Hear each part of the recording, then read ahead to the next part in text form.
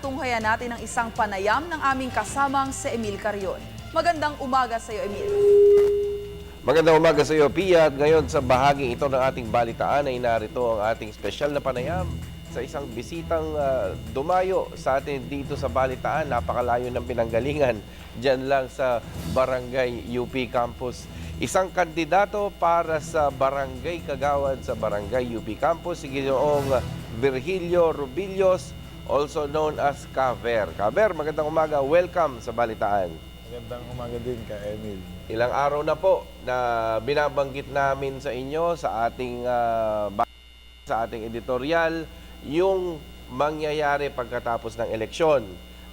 Yung magkakapitbahay, yung isang kapitbahay, si Barangay Chairman Candidate Osoyo. Sa kabila naman, si Barangay Chairman Acapulco. Ngayon, natapos ng eleksyon, ano kaya ang resulta? Alamin nga natin kay Kaver. Kaver, ano ang resulta, anong obserbasyon mo sa katatapos lamang na barangay elections? Sa aking obserbasyon bilang kandidato, ay nakita ko particular sa amin sa Barangay UP Campus. Napakasaya at aktibo, nakikilahok ang mga mamamayan upang pumili ng nararapat na maluklok sa kapangyarihan sa barangay. Okay.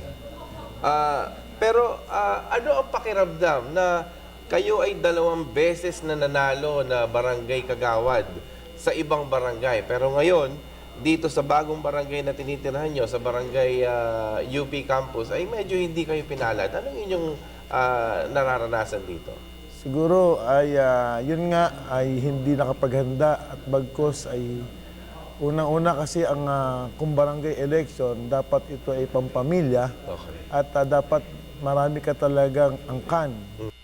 Tandaan natin siguro na ang barangay ay dito nililipon ang pamilya na kung saan bumubuo ng komunidad. Okay. Dahil doon, sa aking palagay, kaya siguro hindi tayo nagwagi dahil yung aking angkan ay hindi nakataal doon sa barangay na yan. Ang natatalo daw ay dinaya at ang nananalo ay nandaya o mas magaling mandaya. Ano po ang inyong obserbasyon dito, Kaber? Ako po bilang isang maginoong kandidato, hindi po ako naniniwala din doon. Pero sa mga usapin ng dayaan sa aking karanasan sa Barangay UP Campus, mapayapa naman po ang nangyari at nakita ko naman na talagang maayos, mapayapa at aktibong nakialam ang lahat upang bantayan ang halalan na ito. Yung mga nagbantay, yung mga nakilahok, ano po sa obserbasyon ninyo? Ano yung profile? Ito po ba yung mga middle age? Ito ba yung mga kabataan? O ito yung mga matatanda? Ano pong profile ang nakita ninyo? Sa akin halos lahat ng alam na sektor eh.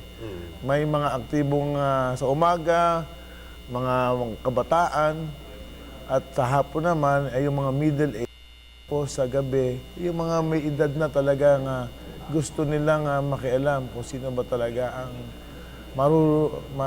mauupo sa kapangyarihan. Yun. So sa palagay ninyo, ito ba'y senyalis na ng isang maturing democracy, Kaga?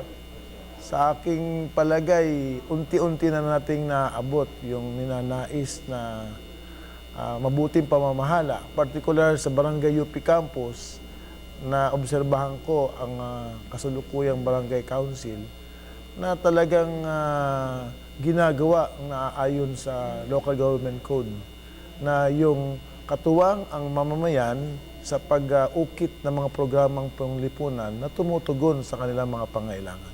Yun. At kasama po, pinakauna sa ika nga ay pamantayan at advokasya ni Pangulong Aquino ay ang tuwid na daan. Ito po ba'y nararamdaman na sa barangay level? Sa aking palagay, ito'y unti-unti naman, lalo't higit kung ang mga nakaupo sa mga barangay official ay tinutuguran o sumusunod ayon sa batas ng Local Government Code. Na kung saan ang Barangay Development Council ay dapat ay tinitiyak ang aktibong pakikilahok ng programang panglipunan. Ito yung Barangay Development Council na dapat upon assuming in office, 90 days, dapat nililikom lahat yung mga NGO-PO at ito'y nakakredit upang sila ang katuwang na magtitiyak at tumutugon sa pangangailangan nila. So yun ang siguro sinasabi nating tuwid na daan. Ayun. Okay? Ang inyong pong mensahe at ang inyong final thoughts para sa ating mga kabalitaan. Muli, ako'y nagpapasalamat sa pagkakataon ito na maisaad ang aking damdamin bilang isang kandidato sa huling halalan na ito na tanggapin kung ano man ang nangyari kahinatnan sa iyong bilang isang kandidato. At bagkus makilahok, makialam upang maging aktibo ka sa iyong pamayanan, kabuuan sa iyong barangay. Yun. Maraming salamat po. Yan si Caver o Virgilio Rubillo, isang kandidato sa pagkabarangay kagawad ng Barangay UP Campus.